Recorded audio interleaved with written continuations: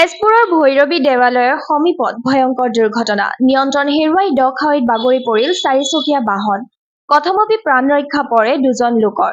তৎক্ষণাত ঘটনাস্থলীত আৰক্ষী উপস্থিত হৈ আহত কেইজনক উদ্ধাৰ কৰি চিকিৎসালয়লৈ প্ৰেৰণ কৰে। দুৰ্ঘটনাগ্ৰস্ত বাহনখনৰ নম্বৰ AS01 BK5145।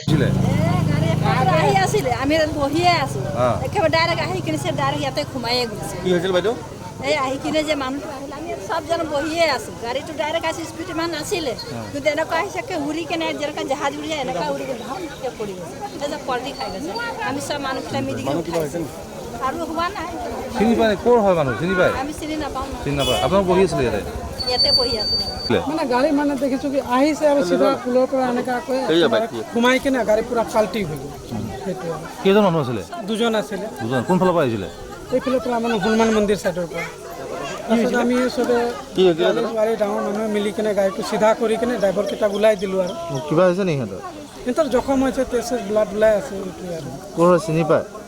আমাৰ এইখিনিৰে এটা ৰাজু ডোমাৰ ল'ৰা হয়, টিকলু বুলি কয়। বাকী ড্ৰাইভাৰটোক চিনি পাওঁ নাই, কিন্তু নামটো নাজানো কি হয়। আপোনালোকে সেইফালে গাড়ীখন কোনফালৰ পৰা আহিছিলে? হনুমান মন্দিৰ ফালৰ পৰা।